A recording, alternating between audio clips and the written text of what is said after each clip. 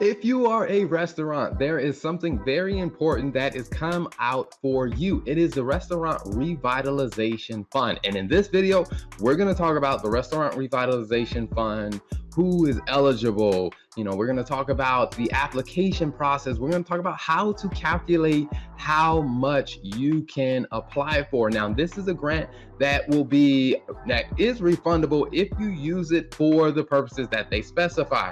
Now, the great thing about this one is it has some features that are very different from the PPP process. So if you didn't qualify for a PPP, this may be something that you can do. And even if you did qualify for PPP funding, this could be additional funding specific to restaurants. So definitely stay tuned as we go through that.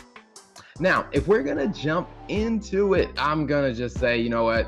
Let's just go ahead and go. So when it comes down to the Restaurant Revitalization Fund, there are a few things that you definitely want to keep in mind. Now, the federal government has set aside billions of dollars. When I say billions, that is billions with a B, billions of dollars to help support small businesses. And within all of the money that they have set aside, they have specifically grouped some of it all to be specific to restaurants, and that's the Restaurant Revitalization Fund. And you want to be very mindful of that. So the first thing we want to know is who's eligible. When it comes down to who's eligible, it's restaurants, food stands or food trucks, caterers, bars, saloons, taverns. Now, there's a full list, and you can go read that list. So I'm not going to read the whole list for you, but a couple of things I want to call attention to. If you are a bakery, you have to have at least 33% of your sales are related to on-site sales. So people that have come in and people who have picked things up or people who have dined in, you want to make sure you look at that, because there are a lot of bakeries that may be selling online and they're shipping 100%. Based on the way that it is defined in the criteria, you want to make sure you meet that criteria. The same thing if you are, let's say, an inn or a hotel of some sort, and you have a restaurant there. It's, you know what, is it dine in? Now, a gray area question that you're probably, if you don't have a CPA, you probably should get one and have a conversation with them is, let's say you're a hotel that does a lot of room service. So that's a question you should definitely bring up and ask them if you're in the inn industry. But in general, pretty much everyone that serves food to customers is, for the most part, they're considered in this category. So you definitely want to explore it if you fall into one of those categories. The other thing you want to look at is this one has some unique features, because this one actually has some priority groups. Now, I will say the definitions I'm going to walk through and the categories I'm going to walk through are not necessarily my opinion. They are just how it is spelled out in the Revitalization Fund, like when the information that came out. So one of the ideas that the federal government had when they came up with this is that they noticed in the PPP round, there were some groups of business owners or business owners in certain categories that didn't seem to have as much representation as they wanted. So in this restaurant revitalization, what they wanted to do was they wanted to set aside the first 21 days of the application process to prioritize businesses in certain categories that they felt didn't have as great a representation as they wanted with the PPP rounds and the different fundings. So when you think about the priority phase, this does not mean if you don't meet one of these criteria that you can't apply right away. What it just means that in the first 21 days, the SBA is going to prioritize processing these applications in the first 21 days. So if you meet any of these priority groups, you definitely want to make sure you notate that on your form when you fill it out. And if you don't meet one of these priority groups, you still want to get your forms in and your application in as soon as possible. So one of the first categories is if it's at least 51% women owned. women-owned businesses are definitely fall into the priority categories. And then also, if it is at least 51% owned by a veteran. So if you serve in the armed forces of any nature, then you meet that criteria of a veteran. Now, the one that brings up a lot of questions is if it is 51% owned by someone who is in a socially and a economically disadvantaged group. Now, again, this is not my definition. This is not the term that I would probably label people with, but based on the way that it was written into, yes, this announcement, this release, that the people who fall into that category are going to be people that are of Black Americans, Hispanic Americans, Asian Americans. That also include those that are Alaskan or Hawaiian descent. Those fall into that category. Now, of course, there may be some other ones, so definitely check that out. But those are the major ones that they highlight. Now, economically disadvantaged, they're looking at saying, okay, all right, are you part of a group that has had some economic disadvantages in competing in a free market system compared to your other peers who also are competing in a similar industry? Now, okay, of course, it gets a little fuzzy there. So I would definitely say you want to make sure that you read that part in the application, because they list it out. Like when you get to the section in the application, it'll say what race, gender, what do you identify with? Now, the thing that you want to keep in mind for the economically disadvantaged, one of the things that is also written into it is that there will be an assessment of, let's say, the net worth of the applicant. So let's say if you fall into, one of the criteria and, your economic net worth is more than $750,000, then you may not qualify for the economically disadvantaged.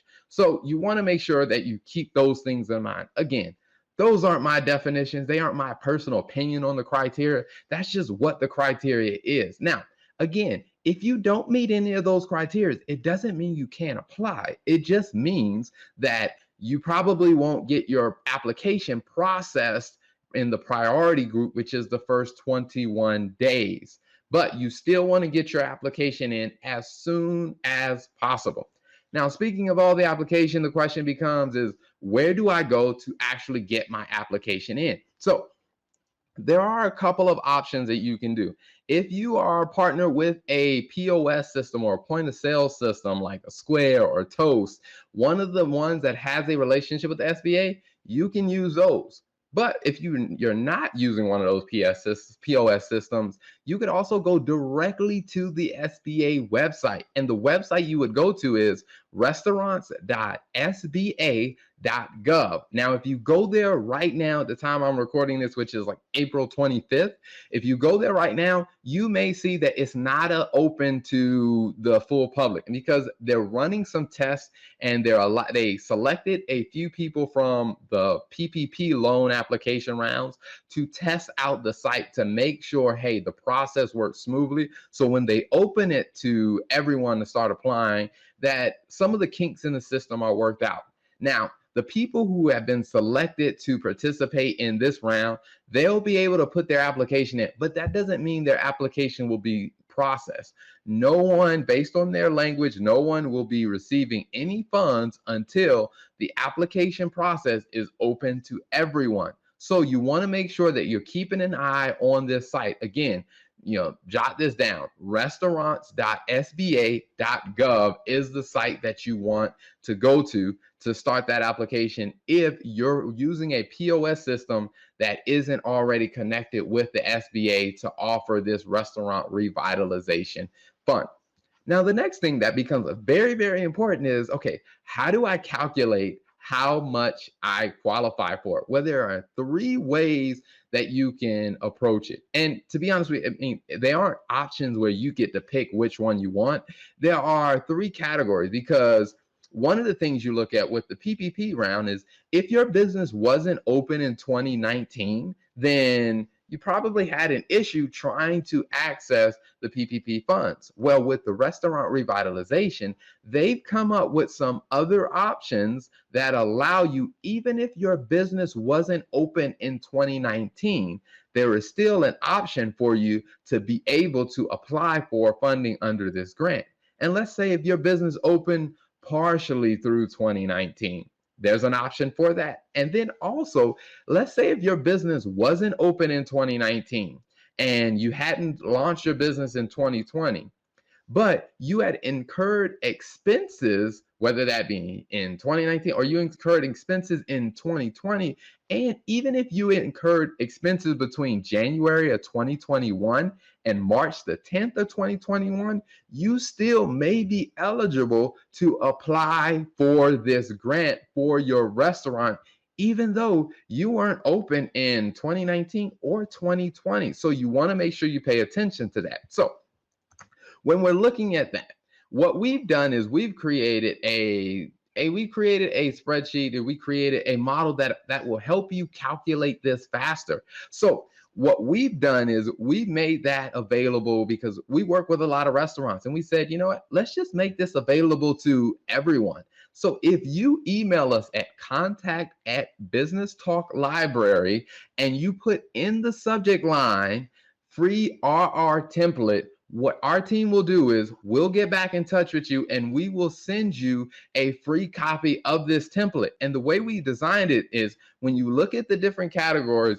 you just have to put your numbers in the green boxes and the form will actually calculate the rest. So you can easily see what you need to put into your form and how much you can apply for. Now, going back, in category 1 is if your business was operational as of January 1 of 2019.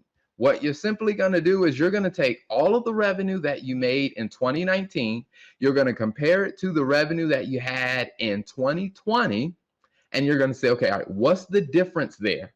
And then you're also going to subtract from that difference what you got in your PPP round 1 and round 2. And if there is still a shortage in the compared to the revenue that you had in 2019, that will be the amount that goes into what you can potentially apply for the grant for. Because in theory, if you think about it this way, what they're trying to do is say that if COVID-19 hadn't happened, how do we get you back to where you were in 2019? Now, let's say if you open your business part of the way through 2019, let's say you weren't open for a full year, what you would then do is take what was the revenue that you had in 2019, how many months were you open, and then you're going to calculate some annualized number to say, let's say, if you were only open for 7 months, then what they don't want to do is say, well, we'll take your 7 months of 2019 and then compare it to a full year of 2020. They don't want to do that because they understood that, hey, if you were able to be open for the full year of 2019, what would your revenue have been? And then compare that to 2020 and what you got in your round 1 and round 2 of PPP, and then using those numbers to calculate what should you qualify for. And then the category number 3 is the more interesting one. Now, this is for people where you started your business in 2020. And when we say started your business, and it's not necessarily meaning that you actually open your doors for service and started having customers in 2020. It could be that you started doing some renovations of your business. Let's say you weren't fully operational in 2020. You didn't have customers yet, but you incurred expenses related to your business between January 1 of 2020 all the way through March the 10th of 2021. If you incurred expenses, then you still may be eligible to submit an application for grant funding to be reimbursed for those expenses because you were in the process of starting your business even though you didn't have customers yet. So there is a section for that as well, which is why the restaurant revitalization has features about it that the PPP loan did not have. So definitely send us an email with the subject line free RR template, and we'll have the instructions where you can download it. Again, you can just drop your numbers into the green boxes and it'll automatically populate. Now, the other thing that I want to cover is, what can you use the money for? Because it will come out as a loan / grant. It's a grant if you use it for the right things that are refundable, where you won't have to pay it back. It may become a loan if you don't use the money for the things that are eligible. So the things that are eligible, probably very similar to the PPP process, which is payroll, mortgages, rent, making payments on your debt, your operating expenses, maintenance, different things required to run your business. So if it was required to run your restaurant, then more than likely, if it falls in these categories, those are allowable expenses and you can use the funds for that.